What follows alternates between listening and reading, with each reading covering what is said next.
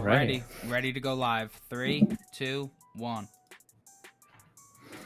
What's going on, everybody? I'm going to give it a couple seconds for the ads to run and whatnot, but happy to be back. Beaver wanted me to let you guys know, and Sean and every other dickweed in America, that Justin Verlander is 0-6 straight up in the World Series, if you guys didn't know that. Also, just to add on to that, the Astros have never won a game one in a World Series, even though that they seem to be always there. Never won a game one, so very interesting. But we're here. We are at the World Series, finally, one of the best times of year.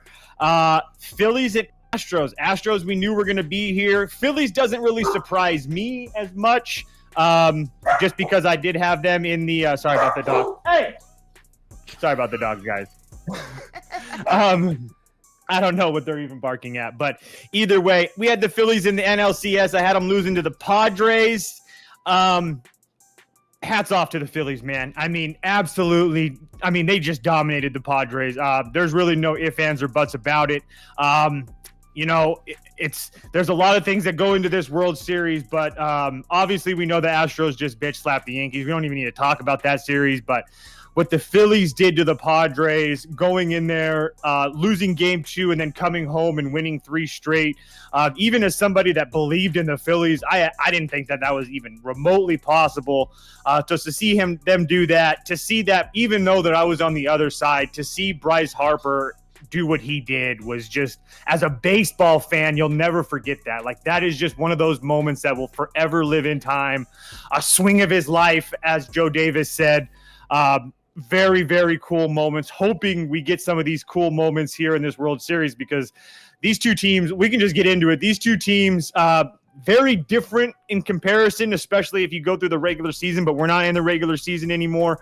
So what do the Phillies have to offer compared to the Astros? The Phillies have 2 things, Aaron Nola and Zach Wheeler. That's what the Phillies have. If they're going to have these guys for 4 games.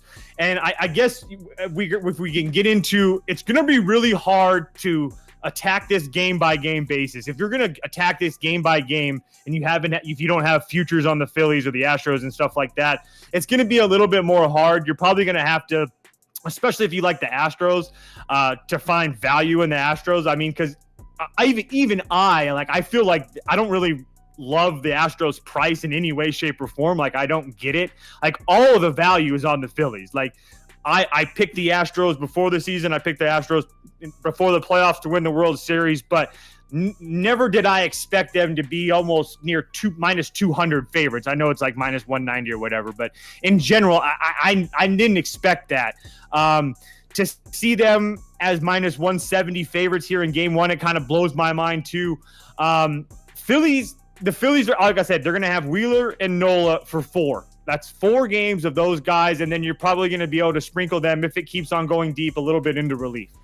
And then behind them, you're going to have Sir Anthony, you're going to have Alvarado, and you're going to have Eflin. The key to the Phillies is, and I write this down, and when I watch games, I write it down, who's pitched, who's not. But the key for the Phillies is those 3 guys, Eflin, Alvarado, and Sir Anthony Dominguez. All those guys can't pitch in losses. Like, that's the first and foremost thing. Like, there's a very clear message, or a very clear path to victory for the Phillies and Rob Thompson is Wheeler and Nola go 6-7, and then you have those 3 guys. I don't know if he trusts Robertson after the 2 walks and the debacle in Philadelphia. I'm sure that Robinson's going to see time in this series, but I don't know if he's going to be closing games. That's just really hard for me to see, especially how he came in and they had to have Ranger Suarez come in behind it. Obviously, the Phillies offense 1 through 5 is extremely good. Schwarber, Harper, Real Muto, Hoskins, all those guys. And then Castellanos has been pretty good for them this postseason.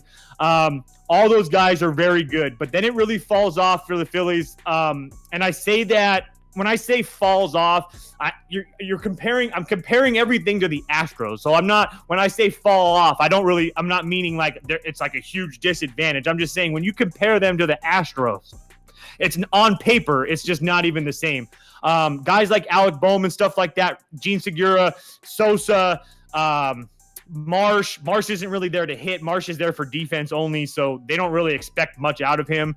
But all those guys are going to have to produce. Guys like Segura, who have continued this postseason run of magic, getting hits with balls out of the strike zone and RBIs and stuff like that. The Astros, obviously, they've done this all. They haven't lost in the playoffs, and Jose Altuve essentially hasn't done anything. He had 2 measly hits in Game 4 of the NLCS, but besides that, Jose Altuve hasn't done anything, and that's like your all-time leadoff hitter. So that's probably has the Astros probably sitting pretty happy right now. And then behind him, you have Jeremy Pena, who obviously was the ALCS, and for everything that Yordan Alvarez has done in this postseason, Jeremy Pena has his fingerprints all over it. If it's not for Pena getting on base in front of him, all these moments that Alvarez has had do not come to fruition. So it's all the Jeremy Pena show. And shout out to Bryson Scott too, because both of these guys, shortstops in the World Series, both rookie shortstops. And Bryson Stott's done a lot of good things. He's not really hitting for average, but obviously the moment's not too big for him. He's had a lot of big RBIs for this Phillies team in this run. But keep on going down that Astros lineup. There's no breaks. Bregman, Alvarez, Tucker, Gurriel, Aletnis Diaz. The only breaks there is Martin Maldonado and I guess Vasquez at times. But Vasquez doesn't have he has a 262 expected batting average, so that's not horrible at all. He does strike out a lot, which is not great. I'm sorry, Vasquez doesn't strike out a lot either, which is great. Maldonado strikes out a lot, but obviously, the Phillies have a little bit of an edge when it comes to the catcher position with JT Realmuto there. But like I said, this lineup, it's absolutely just stacked for the Astros. Definitely not the same for the Phillies, but the Phillies have the best, hottest hitter on the planet right now in Bryce Harper. And I can tell you guys, I don't know where you can pitch Bryce Harper. I've been watching these shows and breaking him down and stuff for a week now, and it's just to the point where there's nowhere you can pitch Bryce Harper. He can take it inside and he can fight that off. And then especially in Houston, which they closed the roof for this Game 1 and Game 2. So there was a lot of talk about the Judge home run. Judge out? Would that have been a home run if the roof was closed? Obviously, too, just so you guys know, Major League Baseball makes that decision, not the Houston Astros. So, but they are closing the roof today. So if Verlander doesn't have his stuff, or he's trying to pitch Bryce outside and it leaks, inside or at least onto the plate, Bryce is going to put one in the Crawford boxes. And it's not going to take a lot for him to do that. You can go on Baseball Savant and look at his outs. There's a lot of balls that would find the Crawford boxes that were just lazy fly balls for Bryce Harper this year. So that's going to be concerning for as well. So I guess we can get into some of the bets and stuff for Game 1. I'm taking the Phillies at plus 140 for a half a unit. I like the under more at 6.5 for 0.75 units. But look, I'm not laying 170 with the Astros. It's really I don't really love it. I haven't looked at where the money is. I wouldn't be surprised if the Phillies are a public dog because of the price. But as far as right now, I'm not in the industry of trying to lay minus 175 with the Astros. It looks from what Action Network says, it's 65% of the money's on the Astros, give or take. I don't really trust that, but that's a tiny, tiny glimpse of where the money might be. But either way, it's just really hard for me not to take the Phillies at this price. I'm assuming that I'm hoping that we get another nice plus price with Game 2 as well. And my idea behind that is if you take Wheeler and Nola in Game 1 and Game 2, both at a plus price, I think that they're going to get one of them. I don't think that the Astros are going to sweep these guys. So if I'm going to get plus money every time that Wheeler and Nola starts, I'm probably going to take it. I'm just going to put that out there right now because I feel like I'm going to win 2 of those 4. And if I win 2 of the 4, we're making money. I don't know how I'm going to pitch, how I'm going to treat that against game 2. It's all going to be depend on that price, because I really think that what Frambar can do, I think Frambar is going to shut this Phillies offense down. And that's just not my love of Frambar. That's what his pitch mix. The Phillies struggle with the curveball. They smash fastballs. So there's no question that Philly, if we're getting into the hitters count and stuff, Philly's going to have the advantage. But Frambar and Verlander to a point as well. Very, very good curveballs. Frambar a little bit better than Justin's, but at the same time, if they're landing those, that's going to be the key. If you're landing that curveball for strikes and they're getting into pitchers counts, then the Astros are going to have success. But it's just really hard to find value with the Astros on a game-to-game basis. Like I said, it's just I just can't do it. I'm on the Phillies in game 1. I don't love it. But I do like the fact that we're getting a huge plus price with a team that's playing hot. Yeah, the 4-day break sucks for the Phillies. I agree with that. I do think that the Astros win the series. But I think the time to bet the Astros is going to be like game 3, game 4, when we're not really sure who the Phillies pitch. I mean, we know it's probably going to be Ranger, but in SARS 4, we don't know who that's going to be, and I'm not really sure if I'm really worried about Ranger against this Astros team. But either way, I'd rather lay the juice in those situations than here against Nola and Wheeler. One thing I will say about Wheeler, and that has me leaning towards the Astros in game 2, again, depending on the price. So everybody thought that it was stupid that they pulled Wheeler the last time he was out. The reason that they pulled Wheeler is that his velo was down. And that could be an issue with him. I don't know if he's getting tired or whatnot, but they didn't pull Wheeler because he wasn't pitching well. They were pulling Wheeler because his velocity was going down and he was going to see the lineup again. And that's just very, very bad news when you see a team like the Astros. So just keep in mind stuff like that with Wheeler. Very good. I'm not trying to take shots at him or anything, but when you're facing a team like the Astros over 7 games for a ring, those are the type of things you have to look at. As far as futures and stuff like that, I didn't take the Phillies to win the World Series just because I'm already so deep into what I have with the Astros. So if you've been following me, just root for the Astros because that's what we need. But as far as some futures, my MVP pick, just this number is just insane to me. Alex Bregman at plus 1,200. I'm going to play that for a quarter unit. Look, he bats cleanup in a very, very good team. And for the postseason, he's hitting 333 with like a 975 OPS, and he struck out 2 times. So not only is he batting cleanup, he's not striking out, so he's going to put the ball in play. You could insert a Phillies defense joke right there, but actually that would be kind of wrong because since Segura's been back and they've got rid of Didi Gregorius and got Bryson Stott in there, that defense has actually been pretty damn well. And for all that said, the Padres are a very, very good defensive team, and the Phillies had no trouble with them. So I don't think that you can take any shots with the Phillies at this point with their defense anymore. They also brought in Brandon Marsh. Marsh is kind of similar to Maldonado in the fact that they don't really care about Marsh's bat. As long as he's covering center and everything around him and he doesn't let any balls drop, that's what Brandon Marsh is there to do for the Phillies. So Bregman at 1,200 as MVP.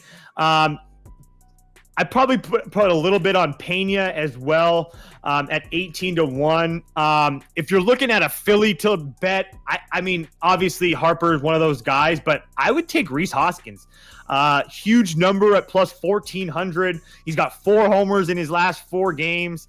Obviously, he's kind of like a hit or miss guy, but he does strike out a lot. But, I mean, he's got a 445 expected slugging right now, a 44% hard hit rate, which, I mean, only Harper and Schwarber have more than him, which is a very good thing if you're looking at guys like for MVP and stuff like that. So, but yeah, a couple other ones that I kind of really like to take a look at if you're trying to mess around with most hits, Yuri Gurriel, a guy that is just continued to get hot.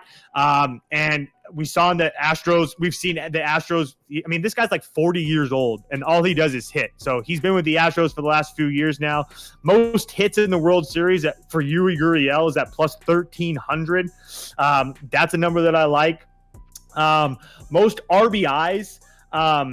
Alex Bregman again at plus 1,500. Alex Bregman sitting behind Jordan, Bregman, Altuve, not to mention the bottom of that lineup can get on and stuff like that. And then Rhys Hoskins is another one at 1,100. The reason that you're not hearing me say Bryce Harper's name a lot isn't I think Bryce Harper is one of the best players in the world. I've loved Bryce Harper for a long time. I don't think he's going to get pitched to that much. I don't think that you let Bryce Harper beat you anymore. So I'm very curious to see what the lineup looks like tomorrow. Like, I know I'm not going to try to pretend like I know Rob Thompson personally, but I've read a lot about him. So I have a hard time believing that he changes anything. He seems like the kind of guy that we're going to do what got us here, but I wouldn't be surprised if you saw Harper move up or down up in the lineup. Maybe after game 1 or 2. I don't know if the Phillies go down. Maybe say the Phillies go down 0-2 or something like that. But Castellanos doesn't really give Harper a ton of protection. Luckily, Harper doesn't need a ton of protection. But if you were to bump him up just one and put Real Muto or Rhys behind him or something, I don't know. But I just think that might give him a little bit more protection and hold him off. Because essentially, if you can deal with the top half of the lineup and then walk Harper, I think that you can deal with Castellanos and Sosa and Stott and all those guys beating you. If that happens, so be it. But I just have a hard time seeing that. Like I said, I just have a hard time seeing that they let Bryce Harper beat him. It has nothing to do with Bryce Harper at all. Total bases is another one. A lot of them aren't that great, but Jeremy Pena plus 1,000. Again, batting second in a lineup, continues to get on base. He's the ALCS MVP, so obviously he's not going to be scared of the moment. A guy like that where he's going to steal as well. So just think about that. I know there's some pictures and stuff that you could look at maybe for the MVP race as well. It's just really hard for me to do that, to get behind a pitcher. It would have to be like Wheeler or like a Frambar. And the only reason I say that is because I don't think that Verlander is going to be in for very long. I think he's going to be in there for once or twice around the order. I don't see him going very long. And then you're going to bring in guys, because keep in mind, guys, like we haven't even seen like the depth of the Astros bullpen can't be underestimated. And the fact that you have guys like Luis Garcia that hasn't even really pitched this postseason. I mean, except for what he did in Seattle, he's just sitting there waiting. It's just really scary. But like I said, there's no value on betting the Astros right here, especially in game 1. So we'll see what happens game to game. On VIP, I'm going to have some hit parlays and stuff like that. I think that's the better way. These props and little props here and there are going to be the best way to attack the World Series. Just betting sides. The totals are a little bit differently. I think that you can get away, especially if we're going to keep getting them at plus 100. I think some people are going to be scared away a little bit of the smaller stadium, and these guys have all offense. But Nola, Verlander, Astros bullpen, and I guarantee you're going to get those 3 guys I talked about in Alvarado, Sir Anthony, and Eflin with the Phillies in these first couple games. So I don't expect a ton of scoring. I expect some pitching dominance. It's going to need a clutch hit. A clutch hit here or there probably wins it for either team. If you're not really looking to bet the Phillies on the money line, I guess you could take them on a run line. You can get Phillies +1. At -110. And if you're not really familiar with betting +1, so obviously, yeah, like if they lose by 1, that's why it's a different price than a run line. But just something to think about if you want to bet them +1 and on the money line, just in case. I know a lot of people like to do that in these playoff games, but I just think that you try to find some hitters that you like.